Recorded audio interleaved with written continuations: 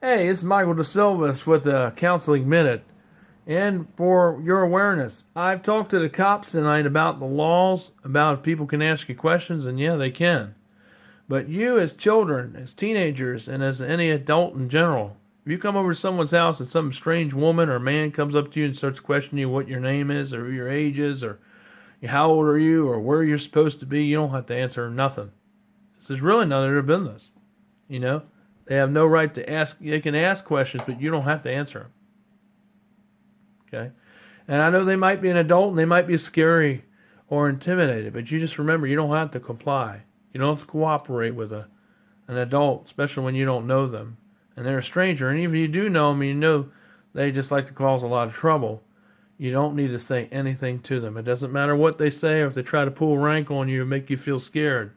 You don't need to give in to that because that's how they try to make you feel weak and make you feel afraid. And what you need to do is just don't say anything. You just keep going wherever you're going.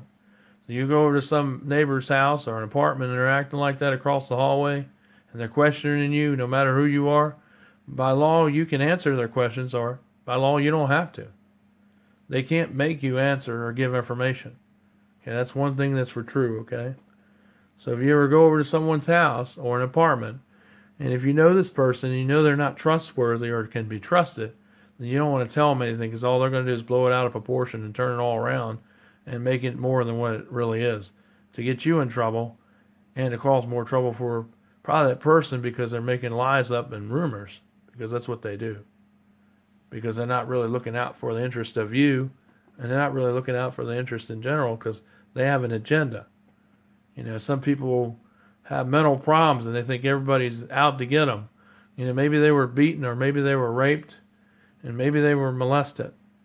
And all those things are very unfortunate, but that can make a person have that kind of mentality. You know, why they can't trust men and why they think men who are single, are child, pedophiles or child, predators or rapists because they can't trust men because they've had something like that happen to them.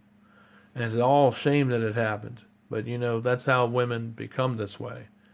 And that's how men become this way if that happened to them. But you don't hear about that happening too much to men, but you hear a lot of that happen to women. You know what I say to women when men do that to you? They're cowards. They shouldn't even be a man.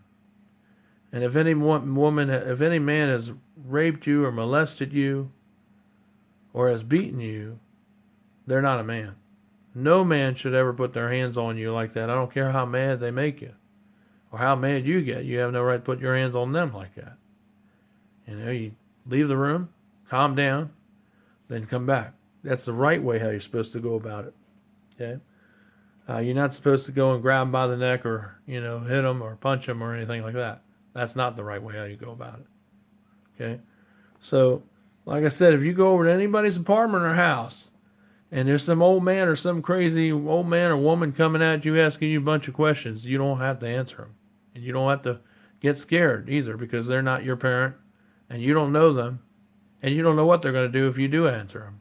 They could be a predator too. That's why they're asking questions. So you don't know what their intentions are. And even if you know the person and you know they'd backstab you and have done things to you and your family before, you definitely don't want to be giving them information either. Because really, it's none of their business. Okay? Just go to the person who you know and who you can trust. And then let that person handle it and talk to your parents instead of having that later man get in the way and get in something where they don't belong. Because that's the person who you're coming to for help or to talk to should be the one who should handle it, not the neighbor across the hallway or the man or lady that's across the street. Okay? All right. It's Michael DeSilva, Counseling Minute. And have a good night. Take care. Be safe out there.